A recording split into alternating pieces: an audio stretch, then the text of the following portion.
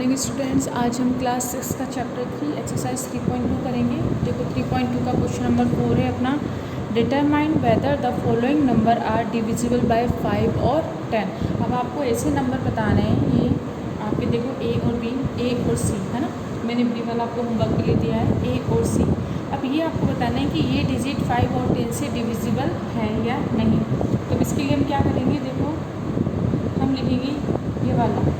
अब देखो ये है,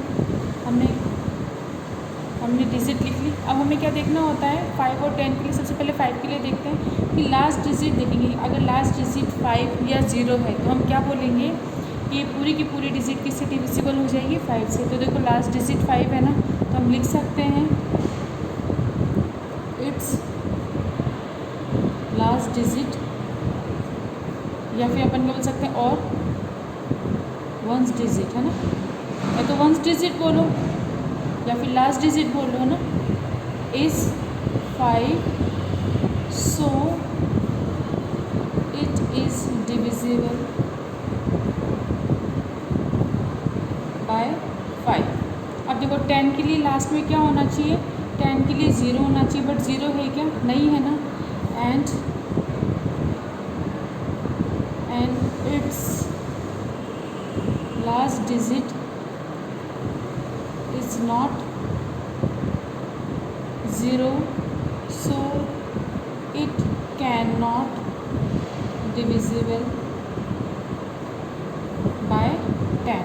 देखो लास्ट डिजिट 0 नहीं है, इसलिए हम क्या बोलेंगे 10 से डिविजिबल नहीं होगा, बट लास्ट डिजिट 5 है, इसलिए हम क्या बोलेंगे ये 5 से डिविजिबल होगा। अब सी की बात है।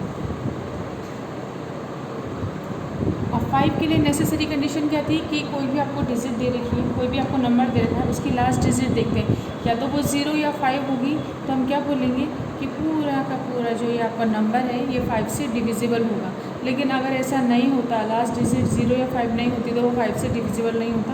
और 10 के लिए सिर्फ क्या देखोगे कि लास्ट की डिजिट आपकी क्या होनी चाहिए, 0 होनी चाहिए। तो अब हम लिख देंगे कि देखो इसमें लास्ट डिजिट 0 है ना, तो हम लिख देंगे 64240 its last digit is 0 so it is divisible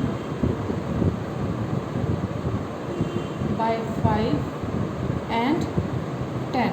दोनों को लिख लेना है, क्योंकि 5 के लिए भी कंडीशन है और 10 के लिए भी कंडीशन है। तो हमने क्या बोला, last digit is 0 so it is divisible by 5 and 10। इस तरीके से आप क्वेश्चन नंबर 4 कर लोगे। इसका बी पार्ट आपको होमवर्क में करना है।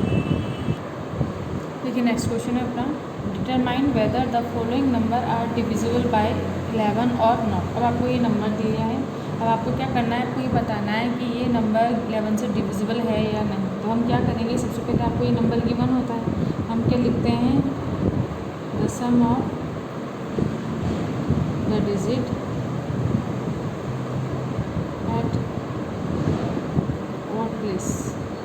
अब देखो सबसे पहले ओड प्लेस के डिजिट को हम सम करेंगे। तो ओड प्लेस की डिजिट क्या है, ये देखो 1 3 और फिर ये 5। तो हम क्या लिखेंगे 2 + 0 + 4, इसको ऐड करेंगे कितना आ जाएगा 6। इसके बाद the sum of the digit at even place कितना हो जाएगा, इवन के देखो जो बचे ना इसे 2 और ये 4, यानी कि 1 + 8, ये कौन सी सेकंड पोजीशन पर है और ये हमारा 4th पोजीशन पर है। तो कितना हो जाएगा 9। अब हम करेंगे डिफरेंस, करेंगे दोनों में ना, difference between these some.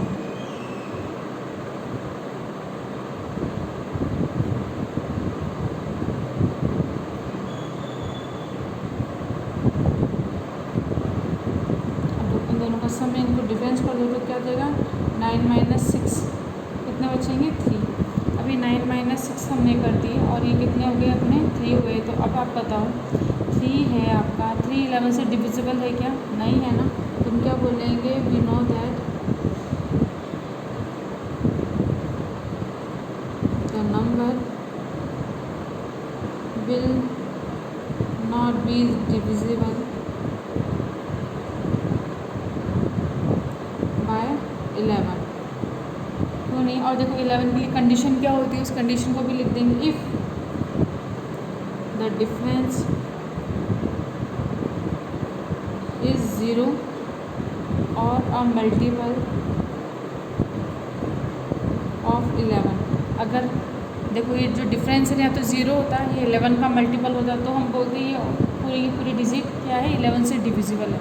Otherwise अब जब ये 11 का मल्टीपल ही नहीं है, ना ये ज़ीरो है, तो हम क्या बोलेंगे कि we know that the number will not be divisible by 11। Number 11 से डिविजिबल ही नहीं होगा। तो इस तरीके से आप क्वेश्चन को कर लोगे। अब देखो इसका सी पार्ट भी करते हैं। अब जैसे सी पार्ट आपको ये गिवन है, अब हम वापस से क्या करेंगे, अब हम सम फाइंड करेंगे। तो some of place of odd places, और फिर उसके बाद इवन प्लेसेस का हम वो करेंगे, सम करेंगे। तो सबसे पहले लिख देंगे the sum of the digit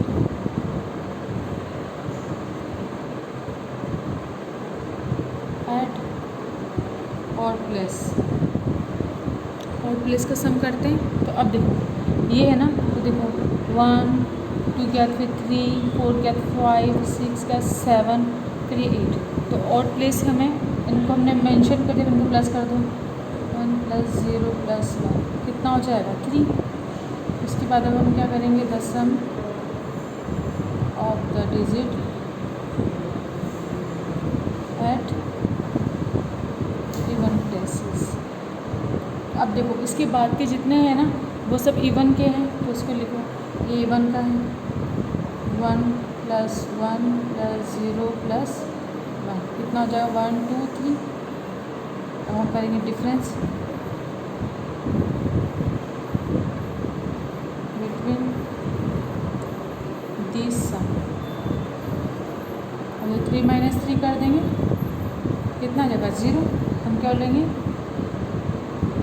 the number will be divisible by 11 because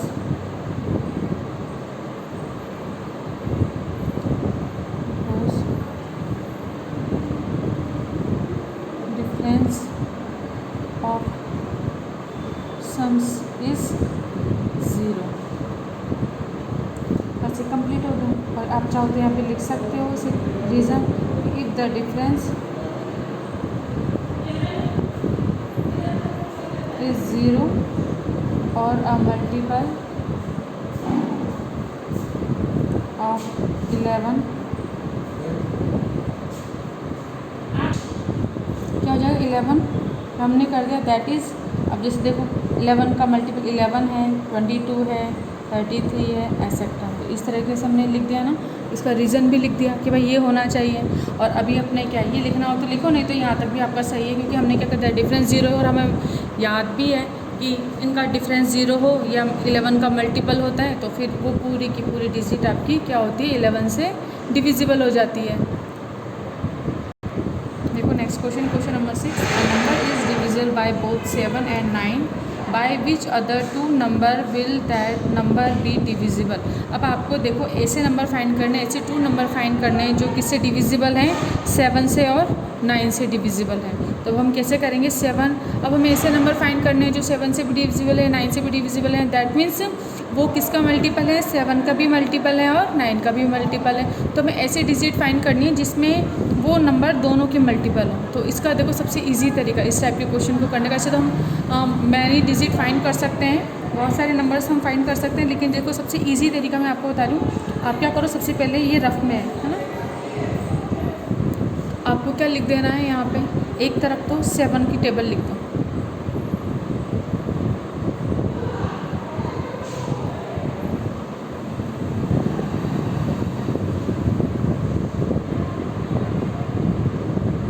ठीक है। एक तरफ तो हमने क्या लिख दी 7 की टेबल लिख दी। अब देखो, और एक तरफ हम क्या लिखेंगे 9 की टेबल।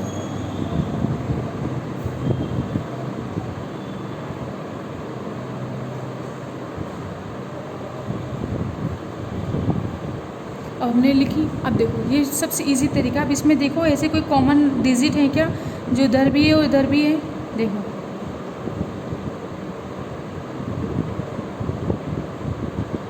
देखो 63 मिल गया, इधर भी 63 है। उसके अलावा अभी कोई है क्या? अभी देखो एक डिजिट मिली ना हमको 63। इसके अलावा नहीं, यानी कि अब आप क्या करोगे और देखो इसके अलावा फिर हम इसकी और मल्टीपल आगे तक लिखते हैं, फिर कोई ना कोई डिजिट इसमें क्या हो जाएगी, दोनों में कॉमन, जैसे 63 है इधर भी 63 है, तो ये कितना है 7 से भी डिविजिबल होगा और ये कितना होगा 9 से भी हमारा डिविजिबल होगा। देखो अब जिस तरफ से हमने कॉमन ले लिया ना, उसी तरह से और डिजिट हमको ढूंढनी पड़ेगी, इसमें थोड़ा सा माइंड लगाना पड़ेगा आपको, है ना। इसके बाद देखो अब एक और डिजिट है, हम ऐसा भी कर सकते हैं, कोई आप ऐसे डिजिट फाइंड करो कि जिसको अगर हम 7 से डिविजन करें तो इसके मल्टीपल आ जाए, और उसी डिजिट को अगर हम 9 से मल्टीपल करेंगे तो इसका मल्टीपल आ जाए। तो देखो ये डिजिट क्या हो जाएगी, जैसे हमारी 441 है, अगर हमने कोई डिजिट ली, अब इसको 7 से भी डिविजिबल है, कितने टाइम देखो 7 1 7, ये कितना हो जाएगा 7 6 42, 2 7 3 21, देखो 63 टाइम्स, यानी 63 9 का मल्टीपल आ गया ना इसके टाइम। और अब ये कितने हो जाएगी अपनी, ये अपनी 9 से भी डिविजिबल हो जाएगी, 9 1 9, और ये कितना हो जाएगा 9 4 36, और माइनस हो जाएंगे, और फिर ये कितना हो जाएगा 9 8 81। तो देखो ये इसका मल्टीपल आ गया। तो इस तरीके से हम कर सकते हैं, यानी कि ऐसी डिजिट हमने फाइंड करी जिसको अगर डिवाइड किया तो ये इसका मल्टीपल हो गया, और इसे डिवाइड किया तो ये 7 का मल्टीपल हो गया। तो डिजिट इस तरह से हम बहुत सारे डिजिट फाइंड कर सकते हैं। तो इसका आंसर कितना आ जाएगा, and the answer is the number is divisible by both 7 and 9, by which other two number will that number be divisible। ठीक है, द नंबर आर आपके लिख दोगे, एक तो 63 एंड 441, ऐसे हमारे बहुत सारे नंबर हो सकते हैं। ठीक है ना, आप बहुत सारे नंबर ऐसे फाइंड कर सकते हो, तो ये आपके आंसर हो जाएगा।